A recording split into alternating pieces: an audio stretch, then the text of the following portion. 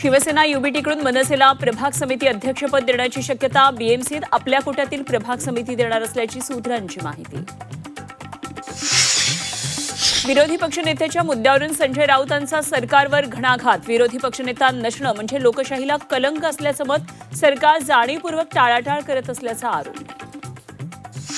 विधानसभा अध्यक्ष मनमानी पद्धतीनं वागत आहे ते राहुल नार्वेकरांवर अविश्वास ठराव आणला पाहिजे. खासदार संजय राऊत यांची मागणी. मुंबई महापालिकेत सत्ता स्थापनेनंतर आता नामांतराची घाई. पहिल्या महासभेत 27 पैकी 20 प्रस्ताव फक्त नामांतराचेच. 25 फेब्रुवारीची सभा वादळी ठरण्याची शक्यता.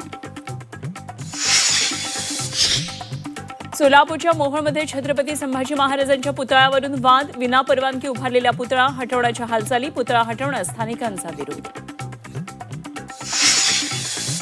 अहिल्यानगरच्या मढी यात्रेत मुस्लिमांना दुकानं लावण्यास बंदी. ग्रामपंचायतीच्या निर्णयानं नव्या वादाची शक्यता. बदलापूरमध्ये स्त्रीविष तस्करींचे देशभरात कनेक्शन. कर्नाटक, तामिळनाडू, केरळमध्ये 15 ते 20 हजारात स्त्रीविष तस्करी. डॉक्टरांसह IVF सेंटर पोलिसांच्या रडारवर. भंडाऱ्यात पुन्हा बाळविक्रीच्या घटनेनं खळबळ. डॉक्टर नितेश वाजपेयीनं दाम्पत्याला 4,70,000ला विकलं बाळ.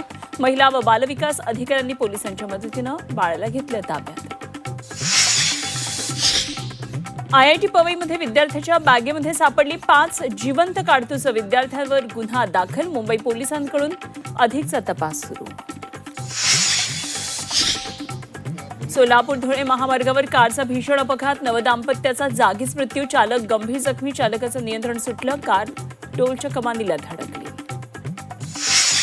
पाकिस्तानचे अफगाणिस्तान सीमेवर हवाई हल्ले. 19 अफगाणी नागरिकांचा मृत्यू झाल्याची माहिती. दहशतवादी तळांना लक्ष्य केल्याचा पाकिस्तानचा दावा.